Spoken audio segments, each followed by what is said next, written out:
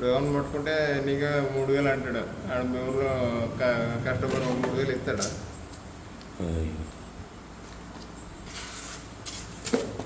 పొద్దున బోనిగి చేసేటప్పుడు కొట్టుకుని 150 చెప్తే 100 ఇచ్చేలేరు.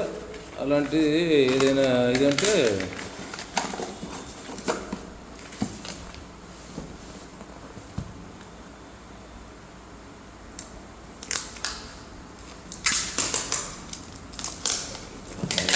మరి ఏమవుతుంది.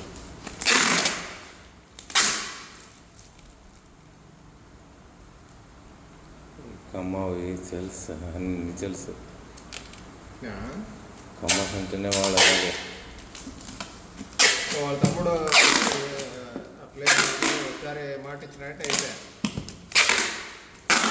ఇక అట్లా ఫస్ట్ నుంచి నన్ను చేసుకో అని ఇంకా ఊరిని అయిపోయింది. నేను కూడా ఇంకా అలాగే మళ్ళీ ఇంకా వాడు అట్లా అంటేనే అడిగి మళ్ళీ వాళ్ళే లాస్ట్ అన్నీ కూర్చొని ఫర్నిచర్ అన్నీ అయిపోయినాయి. అడిగి అంటాడు, చూడలే నీకు చేయనీకి అవుతుందో లేదో, చేయనీకి కాలేదంటే మనసు మనీ అంటాడు.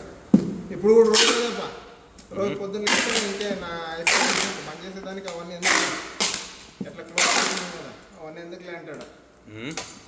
క్లోజ్ చేస్తున్నాం కదా, ఎట్లా ఫ్రాంచైజీని క్లోజ్ చేసేస్తున్నాం కదా, ఫ్యాక్టరీ క్లోజ్ చేస్తున్నాం కదా, అవన్నీ ఉన్న రోజులు చేసుకో అంతే అంటాడు. అన్నీ ఫ్యాక్టరీ క్లోజ్ చేసేస్తున్నాం కదా, ఉన్న రోజులు చేసుకో అంటాడు.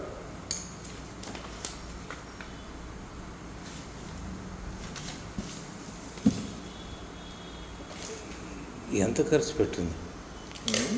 ఖర్చు పెట్టి కాదు, వాళ్ళ అందరూ ఒక 52 లక్షలు వేసినారు. 52 లక్షలు వేసినారు. ఫ్యాక్టరీకి ఎంత పడుతుంది?